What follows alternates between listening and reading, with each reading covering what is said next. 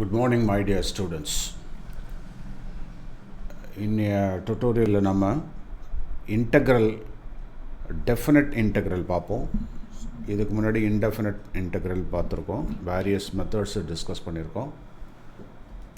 அதெல்லாம் கொஞ்சம் ஃபார்முலாவில் கொஞ்சம் ரீகேப் பண்ணிக்கோங்க. இப்போ பார்க்க போகிறது definite integral. definite integral அப்படிங்கிறது அதில் லிமிட்ஸ் வரும். அந்த லிமிட்ஸ் அப்படிங்கிறப்போ ஃபார் இன்ஸ்டன்ஸ் இப்போ ஒரு எஃப் ஆஃப் எக்ஸ் அதனுடைய இன்டெக்ரல் அப்படின்னு பார்த்தோம் அப்படின்னா அதில் இந்த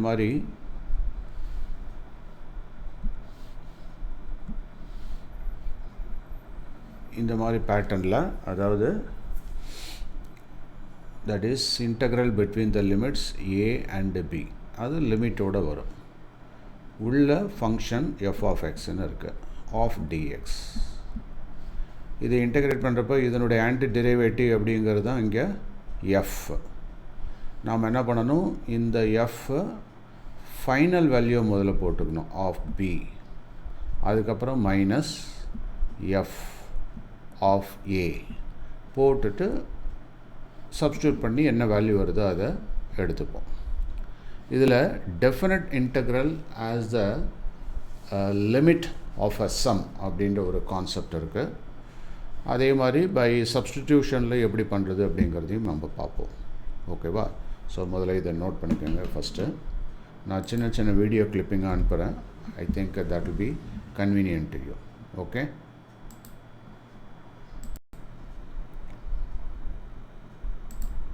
இப்போது definite integral as the limit of a sum அப்படிங்கிறத நம்ம பார்க்குறோம்.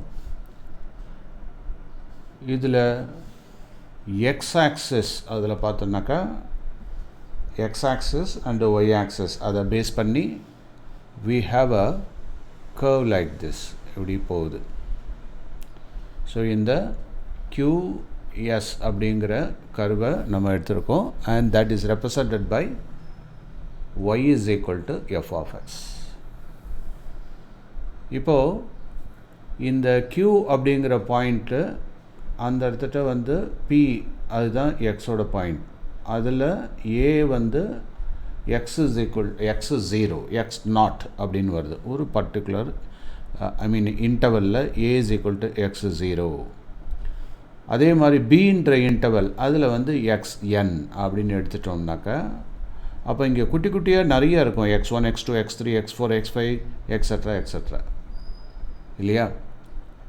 ஸோ அப்போது இந்த ரெண்டு இன்டர்வலுக்கு இடையில் எந்த இன்டர்வலு, அதாவது ஏன்றது இந்த எக்ஸ் ஆக்சிஸில் இருக்கிறது, அதே மாதிரி பி, இந்த ரெண்டு இன்டர்வலுக்கு இடையில் இதோட கர்வை பற்றி தான் நம்ம ஸ்டடி பண்ணுறோம். ஸோ அதை தான் நம்ம எப்படி ரெப்ரசன்ட் பண்ணியிருக்கோம், that is integral between the limits.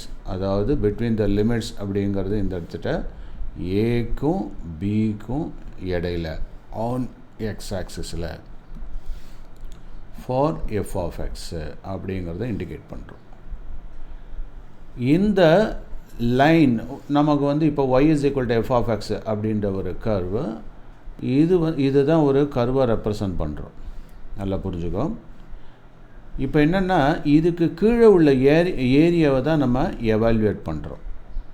அதை எவால்யூவேட் பண்ணணும் அப்படின்னாக்கா என்னென்ன ஏரியா இருக்குது, இப்போது இதை ஃபுல்லாக போட்டு காமிக்கணுன்னாக்கா நான் அதை இன்னொரு கலரில் போடுறேன். அதாவது PQSR, இல்லையா? என்னது P இல்லாட்டினா PRSQ, தட் இஸ் PR, அடுத்தது SQ, அகெயின் P. ஸோ அப்போது இந்த ஏரியாக்குள்ளே பவுண்ட் ஆகிற அத்தனையுமே, அதாவது ஏரியா அண்டர் த கர்வ் அப்படின்னு சொல்கிறோம். ஸோ இந்த பாயிண்ட் தான். ஸோ இது ஃபுல்லாக ஷேட் பண்ணோன்னு வச்சுக்கோங்க. அதாவது இந்த கர்வுக்கு கீழே உள்ள அத்தனை பாயிண்ட்டையும் நம்ம எடுத்துக்கிறோம். புரியுதா? கர்வுக்கு கீழே உள்ள அத்தனை பாயிண்ட், அந்த ஃபுல் ஏரியா அப்படியே எடுத்துக்கிறோம். ஓகேவா? ஸோ இதை நல்லா நெருக்கமாக போட்டோம்னாக்கா, ஓகே, இதுதான் அந்த ஏரியா அண்டர் த கர்வ் அப்படிங்கிற அந்த கேப் இல்லாமல் ஃபுல்லாக இன்டகிரேட் பண்ணிடுறோம், நோ கேப். ஓகே,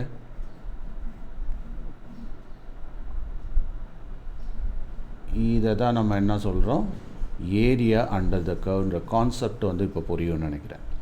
இது எங்கேருந்து எங்கே, அதாவது A is equal to x0லேருந்து ஆரம்பித்து எங்கே முடியுது, B is equal to xn, அதாவது ஏக்கும் பிக்கும் இடையில் அப்படிங்கிற மாதிரி நம்ம போட்டிருக்கோம்.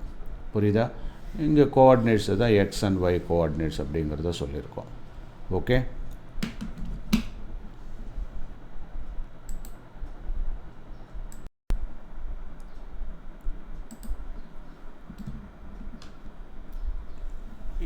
ஏபி அப்படிங்கிற அந்த இன்டர்வலை தான் நாம் எடுத்துட்டோம், AB. So it is indicated by, இது வந்து ஒரு க்ளோஸ்ட் இன்டர்வல் அப்படிங்கிறதுனால நமக்கு நல்லாவே தெரியும் ஓப்பன் இன்டர்வலுக்கும் க்ளோஸ் இன்டர்வலுக்கும். ஸோ க்ளோஸ்ட் இன்டர்வல்னால் இந்த மாதிரி ப்ராக்கெட்டில் ஸ்கொயர் ப்ராக்கெட்டில் போட்டு ஏபின்னு சொல்கிறோம். ஸோ ஒரு க்ளோஸ்ட் இன்டர்வலில் இருக்குது.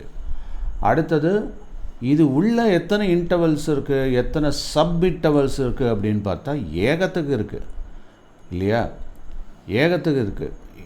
எப்படி, ஃபார் இன்ஸ்டன்ஸ் இப்போ ஏ அது வந்து x0லேருந்து ஆரம்பிக்குது, அங்கேருந்து ஒரு குட்டி இன்டர்வல் போட்டோமா. ஸோ x0லேருந்து x1 அப்படின்னு ஒரு குட்டி இன்டர்வல், ஒரு சின்ன இன்டர்வலை நம்ம போடலாம். ஸோ அதை நான் அதை தனியாக இண்டிகேட் பண்ணுறேன். ஓகேவா, இது ஒரு இன்டர்வல் சின்னதாக. அதுக்கு அடுத்தது என்ன பண்ணுறோம், இன்னொரு இன்டர்வல். அது எப்படி இருக்குது, x1லேருந்து x2 இல்லையா. ஸோ x1லேருந்து x2. இப்போ first interval, first sub interval, அதில் வந்து இனிஷியல் என்ன x0, ஃபைனல் என்ன x1. இப்போ புரியுதா? அடுத்தது இதுக்கு வருவோம். இதில் நெக்ஸ்ட்டு சப் இன்டர்வல் இல்லையா. இந்த நெக்ஸ்ட்டு சப் இன்டர்வலில் இனிஷியல் என்ன x1, ஃபைனல் என்ன x2.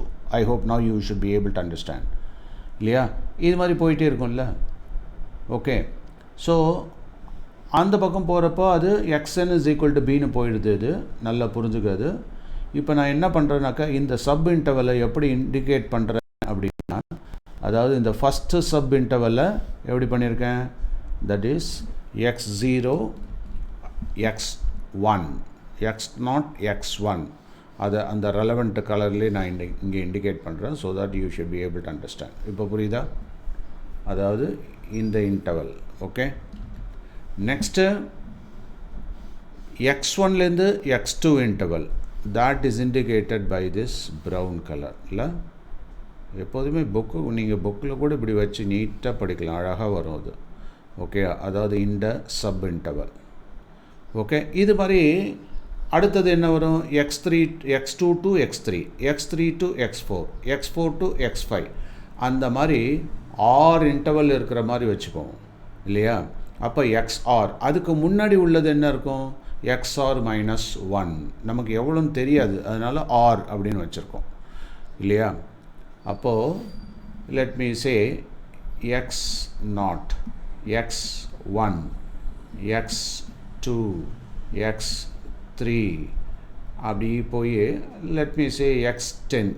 இப்போ இதை தான் நான் எப்படி வச்சுக்கிறேன், அதை XRன்னு வச்சுருக்கேன். இப்போ புரியுதா, XR அதாவது அந்த லாஸ்ட்டு சப் இன்டர்வல் அப்படின்னு அசியூம் பண்ணிக்கிறோம், அதை ஆர்னு இண்டிகேட் பண்ணுறேன்.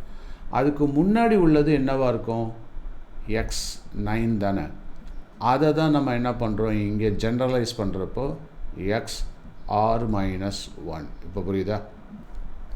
அதாவது அசம்பிளியில் வரிசையாக பசங்களை நிற்க வச்சோன்னு வச்சுக்க, லெஃப்ட்லேருந்து ஆரம்பிக்கிறோம், 1 2 3 4 5 இல்லையா. ஸோ அப்போது இங்கே உள்ளவன் லெஃப்ட்லேருந்து ஆரம்பிக்கிறப்போ 5ஆவது ஆள், அதே மாதிரி இங்கே உள்ளவனை சொல்கிறதாண்டாக்கா இங்கேருந்து 3ஆவது ஆள். இதை இப்படி தான் சொல்லணும்னு இல்லை, இங்கேருந்து சொல்லலாம்ல. அப்போ சொல்கிறப்ப எப்படி பண்ணுறோம், 5 4 3. ஸோ அப்போ இங்கேருந்து எத்தனை, 5 - 2 தட் இஸ் 3, தேர்ட் பர்சன் அப்படின்னு இண்டிகேட் பண்ணலாம்ல. இப்போ புரியுதா? அந்த லாஜிக்கில் தான் இந்த இன்டர்வலையும் எடுத்துகிட்டு வரோம். ஓகேவா, ரைட். அதுக்கு அடுத்தது இன்னொன்று கவனிப்போம்.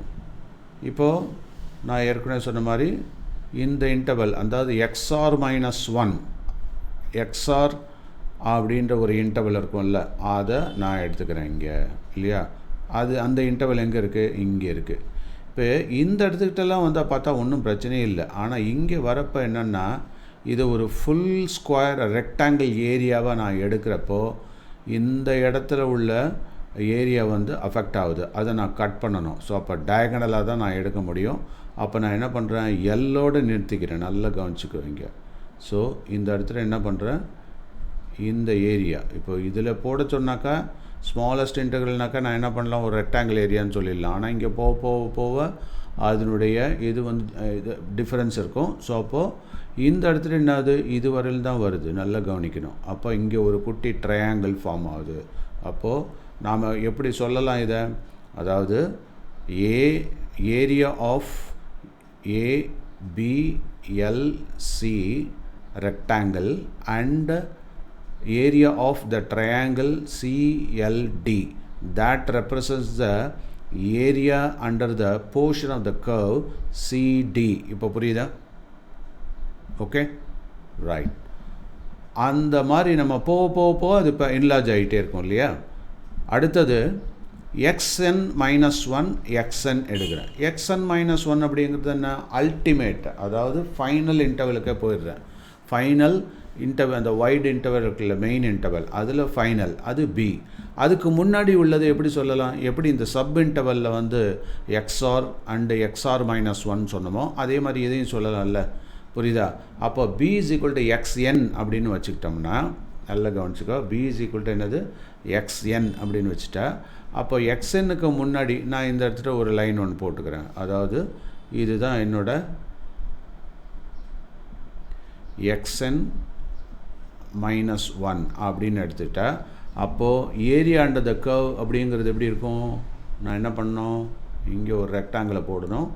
இப்போது I hope now you should be able to understand இல்லையா. ஸோ இந்த ரெக்டாங்கிளோட ஏரியா, இந்த ரெக்டாங்கிள் ஏரியா நான் எப்படி ரெப்ரசன்ட் பண்ணுறேன்னாக்கா, இது ஏபின்னு வச்சுட்டேன்னா இதில் இல்லாத ஒன்றா கொடுப்போம்.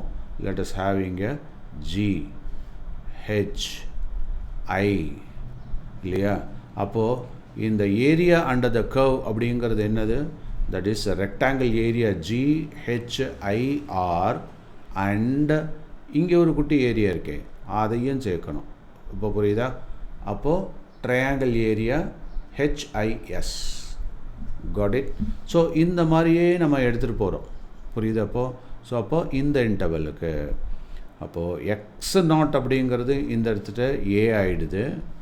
அதே மாதிரி கடைசியாக வருது xn அப்படிங்கிறது b அப்படின்னா, இடையில உள்ளதெல்லாம் என்ன ஆகுது, இடையில உள்ளதெல்லாம் இந்த ஏலேருந்து ஒரு குட்டி இன்டர்வல், ஒரு சின்ன கேப், ஒரு டிஃபரன்ஷியலி ஸ்மால் எலிமெண்ட், அதை தான் நம்ம என்ன சொல்கிறோம், a + hங்கிறோம். அப்போ ரெண்டாவது என்னது, a + 2h. நம்ம வந்து அந்த டெல்டா எக்ஸ் அப்படின்னு சொல்லுவோம்ல, அதுதான் இல்லையா, 2 டெல்டா எக்ஸ் இல்லைன்னா டெல்டா தான் இன்ஃபினிட்டெசிமலி ஸ்மால் டிஃபரன்ஸை தான் இங்கே ஹெச் அப்படின்னு சொல்கிறோம். இந்த மீனிங் புரியுதா?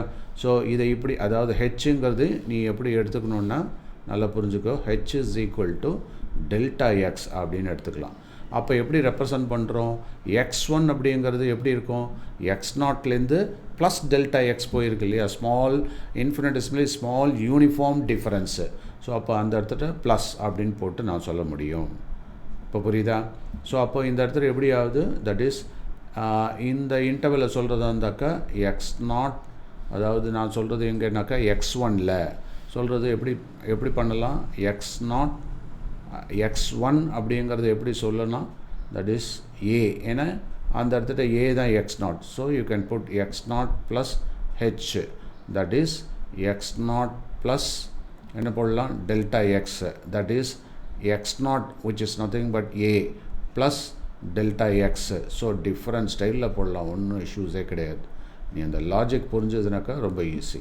ஸோ அதுதான் சிம்பிளாக நம்ம a + hன்னு சொல்லிட்டோம். இப்போ புரியுதா? ஸோ இது புரிஞ்சிடுச்சுனாக்கா அடுத்தடுத்தெல்லாம் ஈஸியாக வந்துடும். அப்போது செகண்ட் எப்படி இருக்கும், ஏலேருந்து 2h இருக்கும் இல்லையா. ஸோ அப்போ அரித்மெட்டிக் ப்ரோக்ரஷன் மாதிரி போயிட்டு இருக்கும் இல்லையா. அடுத்தது தேர்ட் எப்படி இருக்கும், x3 = a + 3h. ஃபோர்த் எப்படி இருக்கும், இப்படி போகிறப்போ அப்போ xr எப்படி இருக்கும், a + rh. நம்ம ஏபியில் சொல்லுவோம்ல, அதே ஃபார்முலா இங்கே போட்டுக்கலாம். புரியுதா? அதே மாதிரி xn அப்படிங்கிறது என்னது இங்கே? தட் இஸ் b, அதாவது இங்கே ஃபைனல். அப்போ a ப்ளஸ் இதை வந்து எப்படி போடலாம்? a ப்ளஸ் nh அப்படின்னு போடலாம். அப்படின்னா வாட் இஸ் n? n அப்படிங்கிறது b minus a divided by h அப்படின்னு கிளியராக வந்தாச்சு இங்கே. ஓகேவா? ஸோ இதில் ஒரு முக்கியமான விஷயம் கவனிக்கிறேன். என்னென்னா, அதாவது n அப்படிங்கிறது இட் அப்ரோச்சஸ் என்னது? இன்ஃபினிட்டி. இதுக்குள்ளே எத்தனை சப்டிவிஷன்ஸ் இருக்குது அப்படிங்கிறதெல்லாம் நமக்கு தெரியாது. எத்தனை சப் இன்டர்வல் இருக்குது அப்படின்றது தெரியாது. ஸோ ஒரு சின்ன லாஜிக் ஒன்று சொல்கிறேன். அதாவது ஜென்ரலாக இன்ஃபினிட்டின்னு நாம் என்ன நினைக்கிறோம் அப்படின்னாக்கா ரொம்ப பெருசு கிடையாது. அதாவது நாம் யூஸ்வலாக என்ன நினச்சிட்டு இருக்கோம் அப்படின்னாக்கா நடுவில் 0 போட்டிருக்கோம். இந்த இடத்துல 1 2 3 4 அப்படியே போயிட்டு சார் இது வந்து இன்ஃபினிட்டி பிக்கஸ்ட்டு சார். அதே மாதிரி இங்கே -1 -2 -3 இது மைனஸ் இன்ஃபினிட்டி த ஸ்மாலஸ்ட்டு. ஸோ இந்த 2 எக்ஸ்ட்ரீமில் தான் இன்ஃபினிட்டி இருக்கிறதா நினைக்கிறது தப்பு. ஏன்? பிட்வீன் 0 and 1க்குள்ளேயே பயங்கர இன்ஃபினிட்டி இருக்குது. இப்போ நான் சொல்கிற பாயிண்ட் புரியுதா? ஏன்? இப்போ 0 and 1 இதுக்கு இடையில எத்தனை சென்டிமீட்டர் இருக்குது? எத்தனை mm இருக்குது? 10 mm இருக்குது, 10 mm இல்லையா?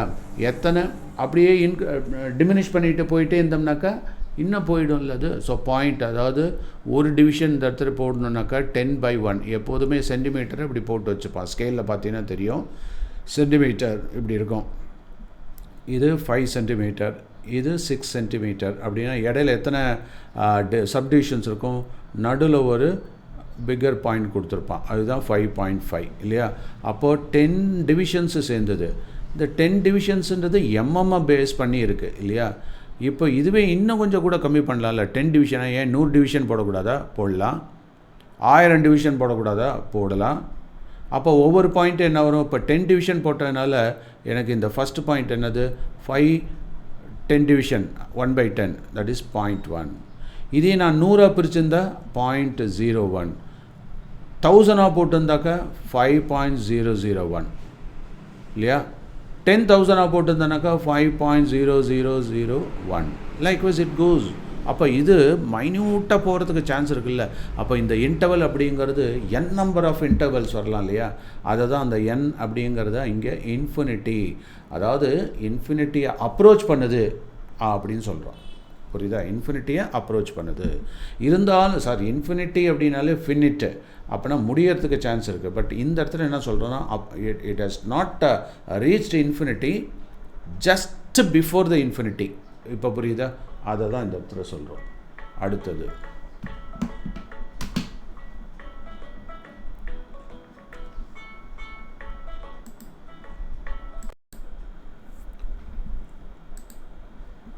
அதே மாதிரி தான் இந்த இடத்துல h approaches 0.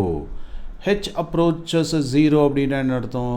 h approaches 0 அப்படின்னா இப்போது now let us consider a இருக்குது, இங்கே b இருக்குது இல்லையா? அதாவது இந்த பாயிண்டில் a இருக்குது, இந்த பாயிண்டில் b இருக்குது. இந்த ரெண்டுத்துக்கும் இடையில கிட்டத்தட்ட ஒரு 10 சென்டிமீட்டர் இருக்குது இல்லையா? ஸோ அப்போ நல்ல வைடு இன்டர்வல். இதில் பாதியாக இருக்கிறது என்ன வரும்? 5 சென்டிமீட்டர் இருக்கும் இல்லையா? அதுலேயும் பாதி இருக்கிறது 2.5 சென்டிமீட்டர் இருக்கும், அதுலேயும் பாதி இருக்கிறது 1.25 இருக்கும். ஸோ இப்படி கொஞ்சம் கொஞ்சமாக கட் பண்ணி எடுத்துகிட்டே போகிறோன்னு வச்சுக்கேன். அப்போ அந்த இன்டர்வலோட அந்த விட்த்தை வந்து நம்ம கம்மி பண்ணிகிட்டே போகிறோன்னு தானே அர்த்தம். புரியுதா நான் சொல்கிறது? ஸோ அப்போ அப்படியே பண்ணிகிட்டே போகிறப்போ அதை தான் அந்த எக்ஸ், அந்த ஹெச் அப்படிங்கிறத இங்கே டெல்டா எக்ஸு. அதுதான் நான் அடிக்கடி சொல்லுவேன், இதை வந்து டோ எக்ஸ்ன்னு வேணால் போட்டுக்கோ, ரொம்ப சின்னது, இல்லைன்னா டெல்டா இப்படி எக்ஸ் போட்டுக்கலாம். புரியுதா? டைன்யூஸ் அதை தான் டிஃப்ரென்சியேஷனில் நம்ம சொல்கிறோம், இன்ஃபினிட்டெசிமலி ஸ்மால் டிஃப்ரென்ஸ் அப்படின்னு சொல்லிட்டு. த ஷார்ட்டஸ்ட் ரொம்ப இருக்கிறது இல்லையா? அண்ட் ஆல்மோஸ்ட் அப்ரோச்சஸ் 0 அப்படிங்கிறான். ஸோ ஆல்மோஸ்ட் அப்ரோச்சஸ் 0 அப்படின்னா ப்ராபப்ளி தட் இஸ் எப்படி இருக்கலாம்? 0.000000001 அந்த ரேஞ்சில் டைனியஸ்ட்டாக இருக்கலாம் இல்லையா? ஸோ அதனால தான் அப்ரோச்சஸ், அதாவது tends, it is not equal to, ஏன்னா அந்த ஆரோ மார்க்கு நிறைய இம்பார்ட்டன்ஸ் இருக்குது, டென்ஸ் டு அப்படின்னு தான் அர்த்தம். It has not reached. ஓகேயா? ஸோ அப்போ ரெண்டுமே n அப்ரோச்சஸ், என்னென்ன நம்பர் ஆஃப் இன்டர்வல்ஸ் இல்லையா? அடுத்தது ஹெச் அப்படிங்கிறது அந்த இன்டர்வலோட சைஸ் இது. ஓகேவா? ஸோ எவ்வளோ டைனியஸ்ட்டாக மாறுது அப்படிங்கிறத பார்க்குறோம். ஓகே, நான் அடிக்கடி உங்களுக்கு சொல்லுவேன், அதாவது இந்த பழனி எல்லாம் போகிறப்ப வந்து பார்த்தோம் அப்படின்னா அது யானை போகிறதுக்கு நல்ல வைடாக பெருசாக போட்டிருப்பாங்க. ஏன்னா அது பெரிய சைஸில் இருக்குது, இப்படி போகிறதுக்கு சௌகரியமாக இருக்கும் அதுக்கு. அது போய் மனுஷன் நடக்கிற இடத்துல போக முடியுமா? இல்லையா? ரொம்ப ஸ்ட்ரகிள் பண்ணோம். அந்த சின்ன ஸ்டெப்ஸில் அதால் கால் வைக்கிறது ரொம்ப சிரமமாக இருக்கும். அதனால தான் யானை அடிப்பாதைன்னு சொல்லுவாங்க. அதனால் அந்த எலிஃபண்ட் போகிறதுக்குன்னு தனியாக பெரிய பெரிய பிளாட்ஃபார்மாக போட்டு அந்த படி மேலே போயிட்டே இருக்கும். இல்லையா? இப்போது நம்ம மனுஷன் போகிறதெல்லாம் என்ன பண்ணுறோம், அதுக்கு தகுந்த மாதிரி நமக்கு நம்ம கால் சைஸுக்கு தகுந்த மாதிரி சின்ன சின்ன படிக்கட்டா. இப்போ புரியுதா? அதுதான் அங்கே யானையை பொறுத்தவரையிலும் பெரிய டெல்டா எக்ஸ், இங்கே சின்ன டெல்டா எக்ஸ். இப்போ லெட்டஸ் அஸ்யூம் யாராவது நம்ம ஸ்டூடெண்ட் வந்து என்ன பண்ணுறான், சார் நான் வந்து எங்கள் வீட்டில் நான் ஒரு பெரிய ஒரு கட்டெரும்பை வளர்த்துட்டு இருக்கேன், அதையும் வந்து வாக்கிங்க்கு அழைச்சிட்டு போகிற மாதிரி பழனி மலை மேலே அழைச்சிட்டு போகிறேன் அப்படின்னா அது என்ன ஆகும், இவன் ஒரு ஸ்டெப்பில் அப்படி நடக்கிறத அது கிட்டத்தட்ட 1000 ஸ்டெப்பு போட்டுட்டு இருக்கும் ஆன்ஸு. அப்போது அது என்னமோ அதை பொறுத்தவரையில் அந்த நம்ம மனுஷனுடைய குட்டி குட்டி ஸ்டெப்பை வந்து பார்த்தோன்னா எங்கேயோ மலையில் ஏறுற மாதிரி இருக்கும். அப்போது எவனா ஒருத்தன் பச்சாதாபப்பட்டு ஆஹா எறும்பு ஏறணுமே அப்படின்னு சொல்லிட்டு அவன் என்ன பண்ணுவான், தட் இஸ் அந்த ஸ்டெப்ஸோட சைஸை கம்மி பண்ணிவிடுவான். இல்லையா? அப்போ குட்டியோண்டு எறும்பு காலில் போகிற அளவுக்கு குட்டியாக யூ ஜஸ்ட் இமேஜின் பண்ணி பாரு. இதுதான் ஹெச் டென்ஸ் டு 0ன்னு நான் சொன்ன விஷயம். புரியுதா? அப்போ அந்த மாதிரி போகிறப்போ ஆட்டோமேட்டிக்காக என்ன ஆகிடும், த நம்பர் ஆஃப் ஸ்டெப்ஸும் இன்ஃபினிட்டி ஆகிடும், ஆல்மோஸ்ட் எக்கச்சக்கமாக போயிடும். இல்லையா? அடுத்தது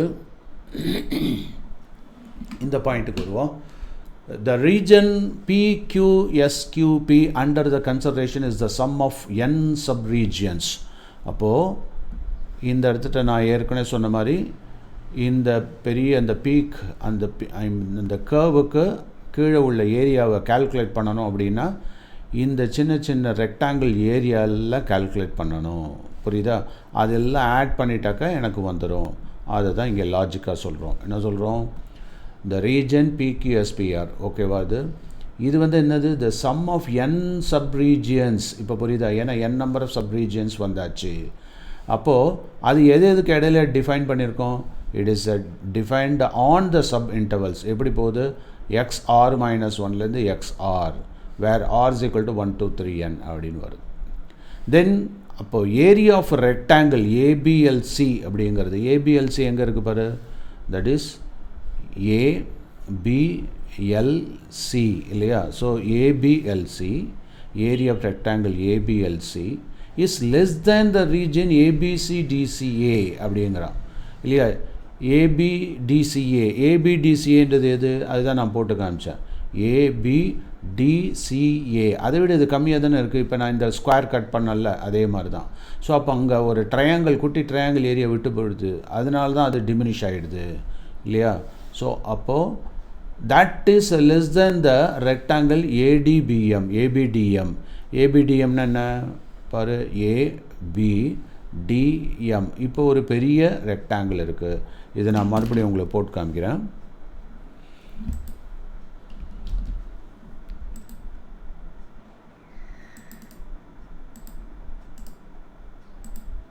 எப்போதும் அந்தந்த பாயிண்ட்டோடு வச்சு நீ ஸ்டடி பண்ணினா உனக்கு வந்து ரொம்ப கம்ஃபர்டபுளாக இருக்கும். ஓகேவா? டயக்ராம் வந்து ரொம்ப ரொம்ப இம்பார்ட்டன்ட். அதை வந்து அலட்சியப்படுத்தாதீங்க. கரெக்டாக எப்படி போடணும்னு தெரிஞ்சு வச்சுக்கிறதுக்காக தான் ப்ராக்டிஸ் இன்ஃபோகிராஃபிக்ஸில் நான் கொடுக்குறேன்.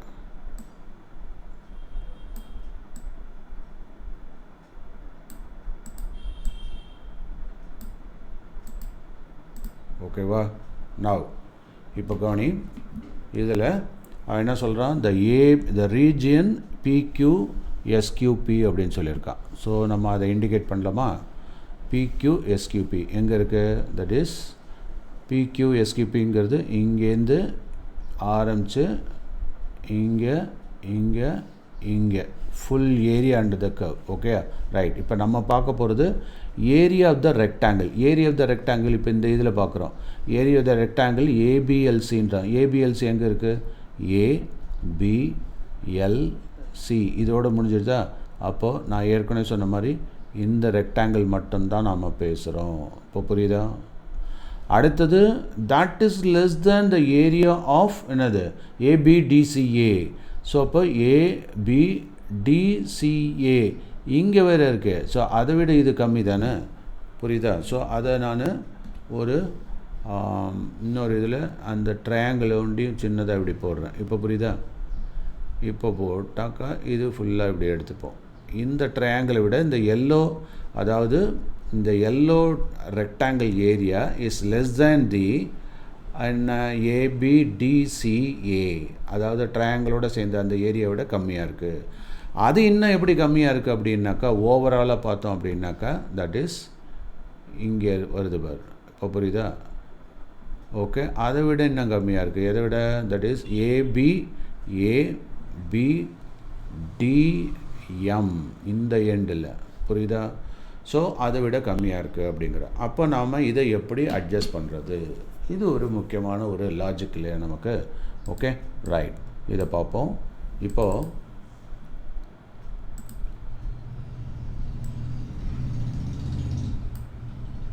கவனி, இங்கே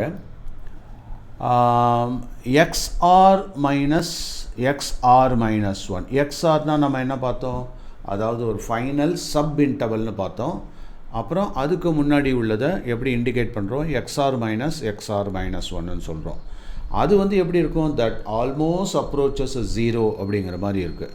அப்போ H is also approaching the 0 for all the 3 areas இல்லையா? ஸோ அப்போது இந்த ஈக்குவேஷனில் என்ன ஆகுது? இதோட டோட்டல் சம்மாக நம்ம இதை இண்டிகேட் பண்ணலாம். ஸோ அப்போது SN இது ஒரு சீரீஸாக நம்ம போட்டோம் அப்படின்னாக்கா H இன்ட்டு இதில் எல்லாத்துலேயும் காமனாக வரப்போகிறது என்ன தான்? H into open the bracket. அப்போ X0 அப்படின்னு வரப்போ அந்த பாயிண்ட்டுக்கு வந்து நம்ம வேல்யூ கொடுக்கணும்ல. அப்போது f(x0) அப்படின்னு தான் எடுக்கணும். அதே மாதிரி f(x0), f(x1), f(x2). ஸோ இந்த இடத்துல என்ன வரும்? அடுத்தது f(x1), அடுத்தது என்ன? ப்ளஸ் f(x2), அடுத்தது என்ன? Plus f(x3) and so on. அது மாதிரி fn-1 வந்துட்டு அதுக்கப்புறம் தட் இஸ் ஈக்குவல் டு, நல்ல கவனிச்சுக்க, தட் இஸ் ஈக்குவல் டு இது எல்லாத்தையும் சேர்த்து நம்ம எப்படி பண்ணலாம்? இந்த சம்மேஷனை சிக்மா அப்படின்னு ரெப்ரசன்ட் பண்ணி r is equal to 0 அதுதான் இனிஷியலாக வச்சுக்கிட்டு n-1 வேல்யூ வரையில் அது போக முடியும் அப்படின்ற மாதிரி காமிக்கிறோம் இல்லையா?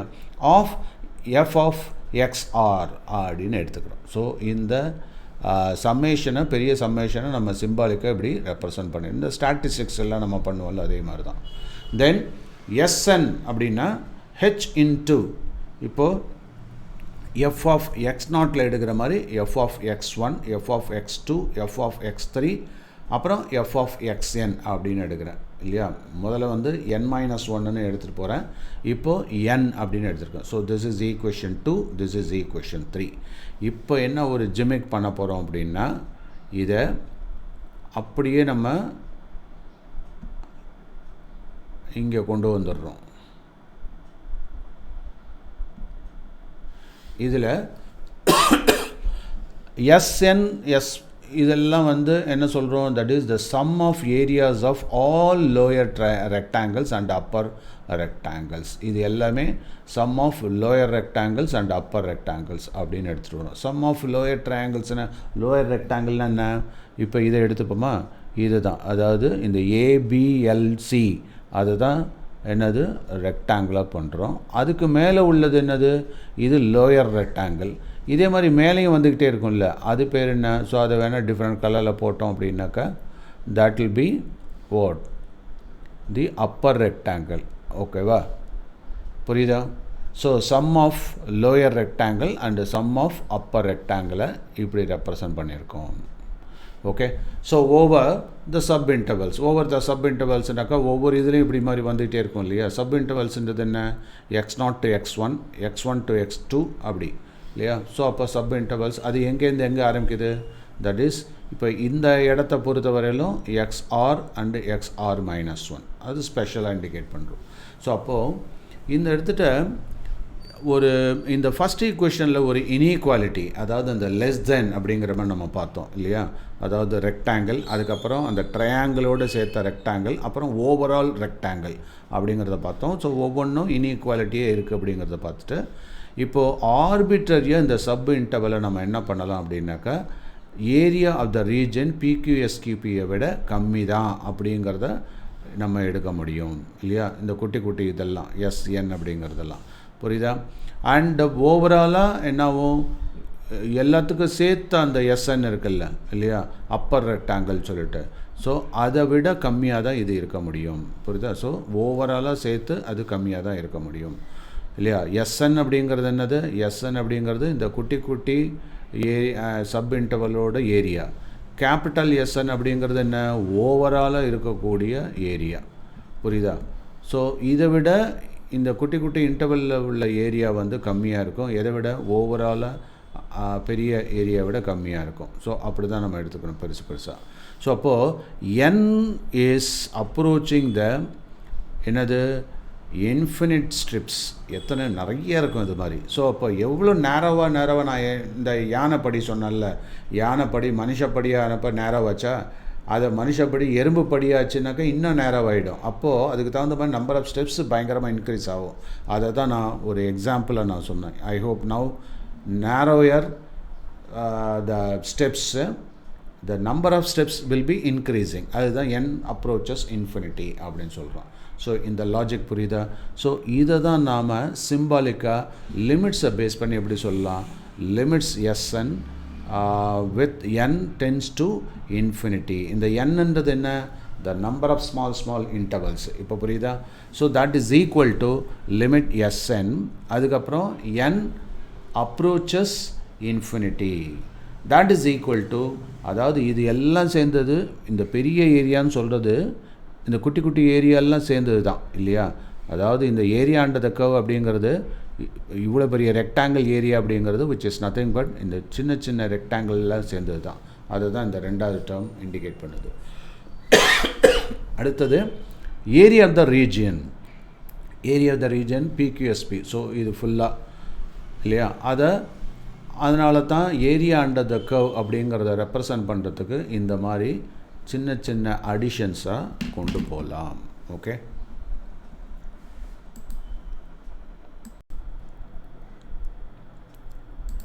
நவ் நம்ம ஏற்கனவே சொன்ன மாதிரி த இன்டெக்ரல் பிட்வீன் த லிமிட்ஸ் என்னது b and a, I mean a and b of f of x dx is equal to, அப்போ அது லிமிட் ஃபார்முலா நம்ம சொல்லலாம். ஸோ லிமிட் h, இந்த இடத்துல h approaches 0 of f of a, அடுத்தது f of a plus h, அடுத்தது f of a plus என்ன வரும், ஒவ்வொன்றும் இன்க்ரீஸ் பண்ணிட்டே போகணும் இல்லையா, 2h 3h 4h 5h. அப்போது f of இந்த மூணாவது என்ன, f of a plus 2h, அடுத்தது f of a plus 3h likewise. அப்புறம் ஃபைனலாக f of n minus f of a plus n minus 1 into h. இந்த a arithmetic progressionோட அந்த ஃபார்முலாவில் நம்ம an போடுவோம்ல அந்த மாதிரி போட்டுற வேண்டியது. அதுக்கடுத்தது f of x dx between the limits a and b. இப்போது என்ன பண்ணுறோம், b minus a இந்த வைட் இன்டர்வலை அதை கொண்டு வரோம். b minus a வெளியில் எடுத்துகிட்டு லிமிட் 1/n ஆஃப், அது ஏன், பிகாஸ் இந்த இடத்துல h அப்படிங்கிறது என்ன அப்படின்னா b மைனஸ் ஏங்கிறது நம்ம ஏற்கனவே பார்த்துருக்கோம் இல்லையா. ஸோ அதனால் அங்கே சப்ஸ்டியூட் பண்ணிடுறோம் இந்த ஹெச்சுக்கு பதிலாக. ஸோ அப்போ b minus a divided by n, அந்த எண்ணை உள்ளே கொண்டு போயிடுறேன். ஸோ அப்போ limit 1/n of f of a plus f of a plus h plus extra extra அது. ஓகேவா. ஸோ இந்த எக்ஸ்ப்ரெஷனை தான், அதாவது இந்த 6th எக்ஸ்ப்ரெஷன் இருக்குல்ல, இதை தான் நம்ம என்ன சொல்கிறோம், that is definite integral as the limit of sum அப்படின்ற ஒரு ஆஸ்பெக்டுக்கு எடுத்துகிட்டு வரோம். ஓகேயா, இது புரிஞ்சுதா.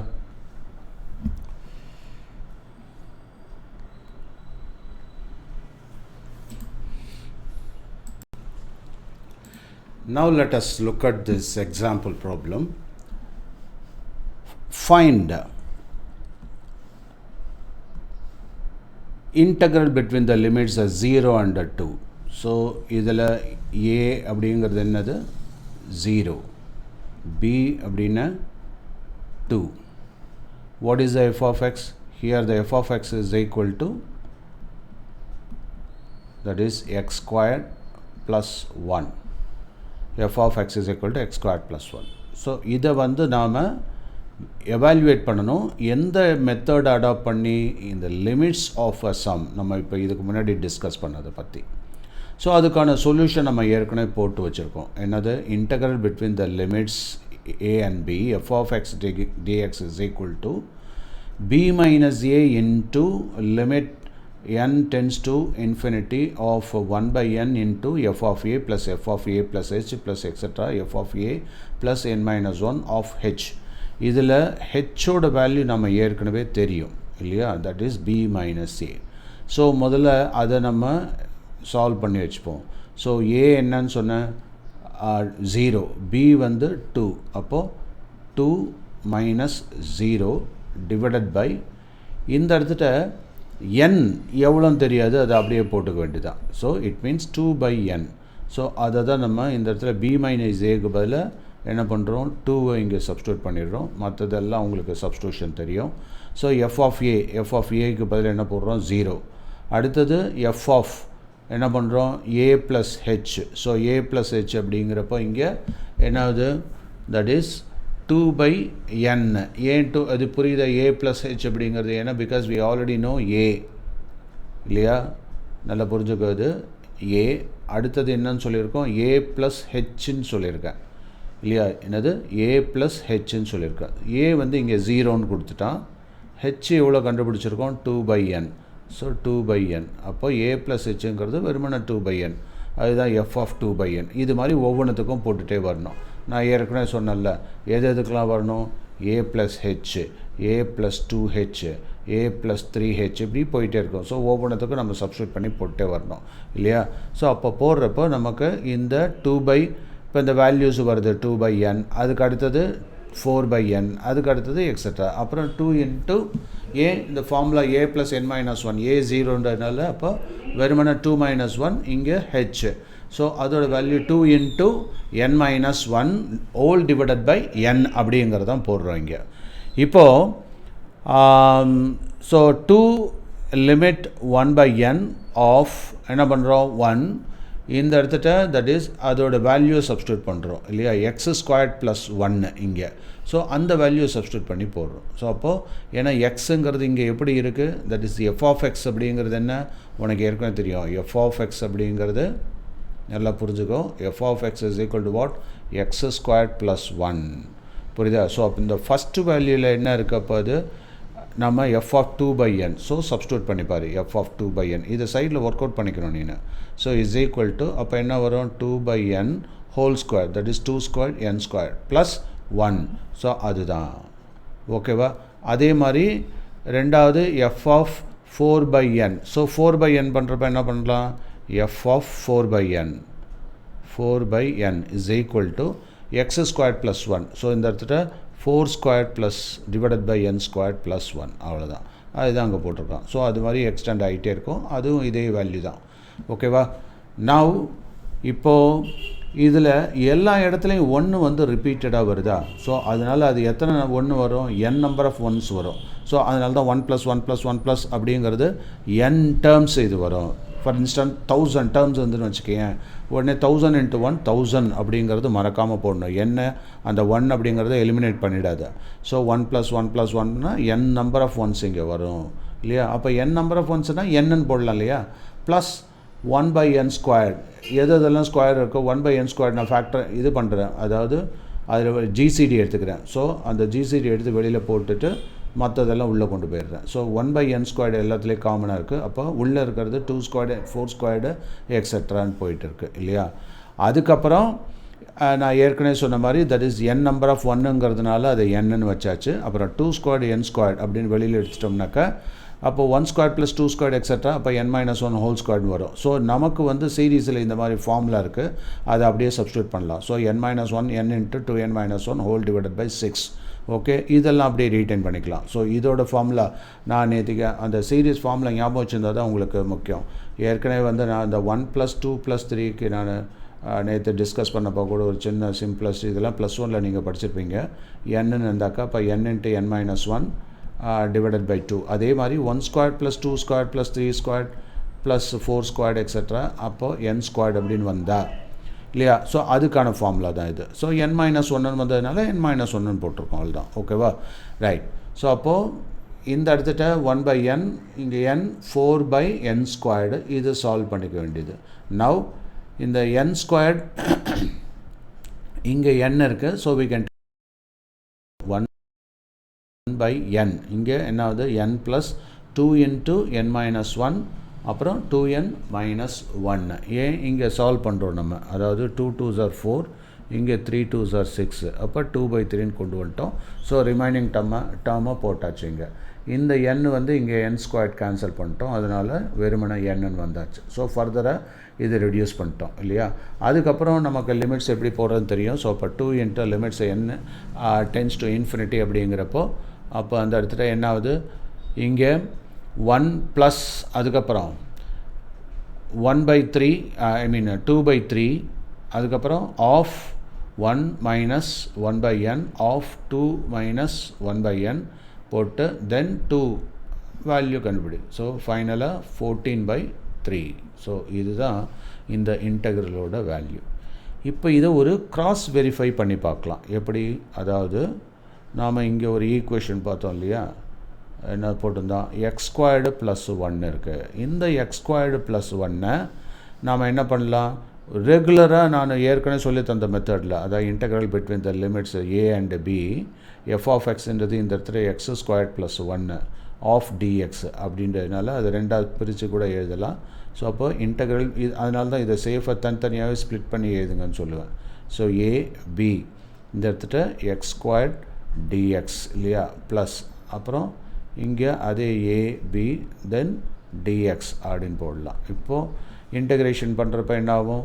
உனக்கு தெரியும், that is this is x³/3 இல்லையா? So x³/3 between the limits நான் ஏற்கனவே சொல்லியிருக்கேன். ஆன்டி டெரிவேட்டிவ் வந்துருச்சுனாக்கா a b போட்டுக்க, ப்ளஸ் இந்த இடத்துல என்ன வரும்? x, அதே மாதிரி x அப்புறம் a b போட்டணும். இப்போ நான் என்ன சொல்லியிருக்கேன்? b - a போடு இல்லையா? ஸோ அதை சால்வ் பண்ணலாங்க.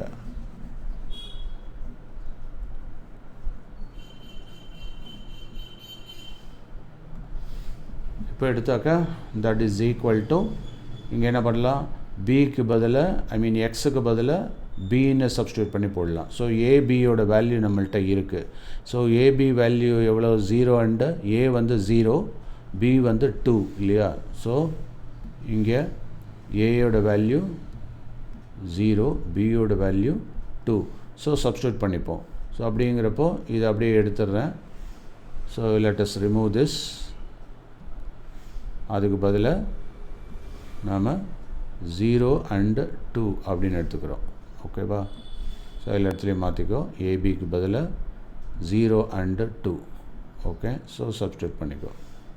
Now it becomes 0 2 0 2. அப்போ இங்கேயும் 0 2, இங்கேயும் 0 2. இப்போ இதோடு முடியல. இப்போ 2 என்ன பண்ணிடும்? f(b - f(a)ன்னு போட சொல்லியிருக்கேன்.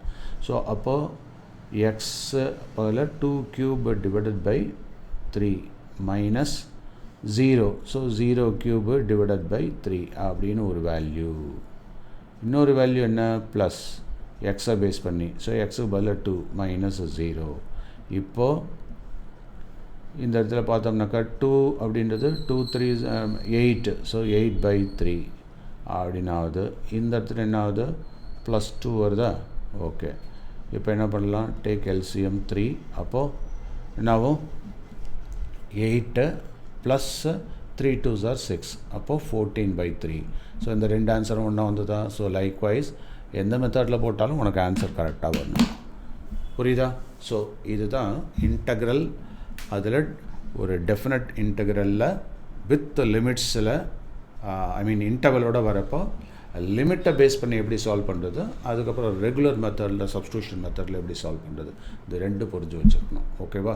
ஸோ இதுவரையிலும் இந்த கிளாஸில் நான் கொஞ்சம் வித்தியாசமாக சின்னதாக எடுத்திருக்கேன். ஏன்னா மார்னிங்கில் எல்லாம் தூங்கிட்டு இருப்பீங்க அப்படிங்கிறதுனால இது வந்து ஃப்ரீயாக இருக்கிற டயத்தில் மறுபடியும் ஒரு தடவை ரீகேப் பண்ணி போட்டுப்பார். ஓகேவா? ஸோ அந்த எக்ஸசைஸை நீங்கள் கம்ப்ளீட் பண்ணிவிடுங்க. Okay, let us discuss this problem.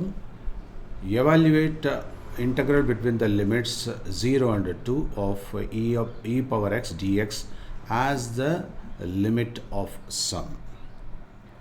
We know the formula, that is integral between the limits b and a of f of x dx is equal to b minus a, etc. So in the we know, and here a is equal to 0, b is equal to 2, therefore h is equal to how much?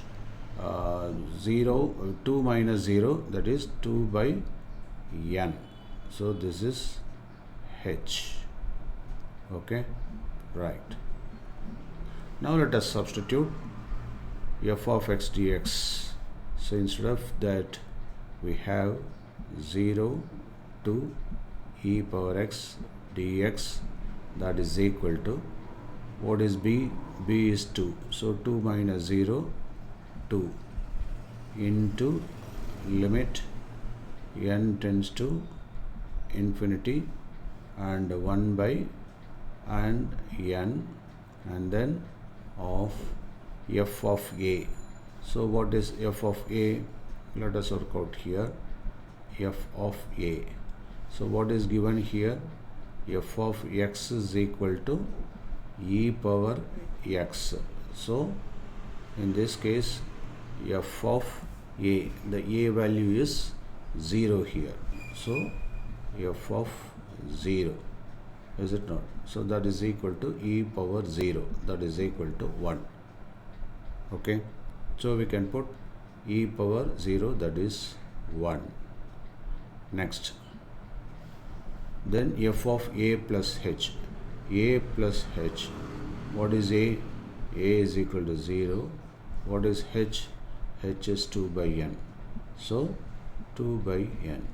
So in that case, f of 2 by n is equal to how much? That is f of a plus h. F of a plus h is nothing but f of 2 by n. That is nothing but, you had to substitute here. So e power 2 by n. Okay, so you can put e power 2 by n, and then a plus h, you have to work out this a plus h. So f of, what is a? 0 plus 2 by n, is it not? So the first term is a plus h. Second term, we have finished this term. We have to proceed with the third term. Third term is f of a plus 2h. So in that case, what is 0? A is equal to 0 plus 2h. So 2h is nothing but 4 by n, is it not? Because h is equal to 2 by n. So 2h means 4 by n. Therefore, we have e power 4 by n. And the next element will be 3 into 2 by n. 0 plus 3 into 2 by n. So we can put e power what? 6 by n. So likewise, etc. And we get e power a plus n minus 1, is it not? Into h. That is equal to, what is a? 0 plus n minus 1 into h is 2 by n. So we can put 2 into n minus 1 divided by n. So this is the final value. Okay, right. Now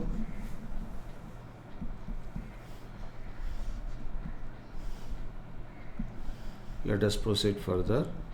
2 into limit n tends to infinity 1 by n of 1. So here, this is the geometrical series, because it is a GP, is it not? How you are able to find out it is GP? Because when you divide the two terms or subsequent terms, you should be able to get the constant term. So let us work out whether we are able to get the constant term. Okay, constant multiples. Okay, right. Now let us check the second term and third term. What is the second term? That is this one. Third term is this one. So e power 4 by n divided by second term e power 2 by n. So that is equal to r. So therefore e power 4 by n, a power m divided by a power n, a power m minus n. Is it not? So 4 by n minus 2 by n. So that is equal to e power 2 by n. Okay. So r is equal to e power 2 by n. Don't forget this. So now we have got the GP sequence the series formula. Okay, so the sum of GP terms. So that is given by the equation. We'll proceed.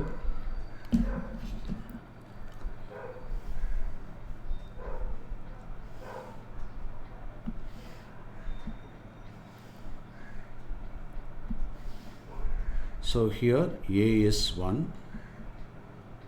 A is 1.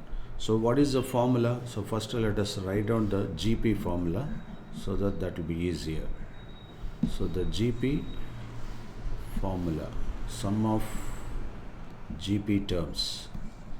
So S, a number of terms, that is GP, that is equal to, we have got the equation, that is a into r power n minus 1 whole divided by r minus 1. Okay, so this is the formula. Now we can substitute. So Sn in this case here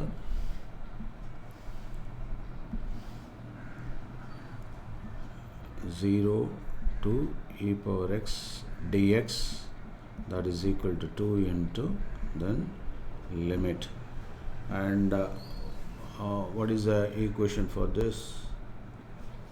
That is r. R is nothing but e power 2 by n. So e power 2 by n whole power n, because r power n minus 1 divided by e power 2 by n minus 1. Okay, right. So I think let us proceed with the next slide.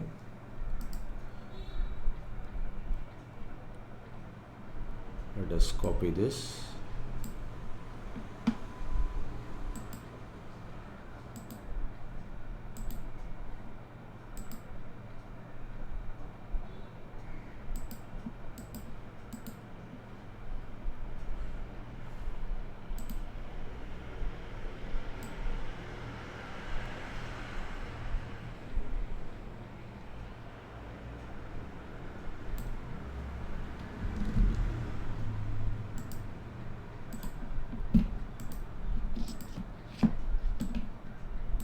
Right.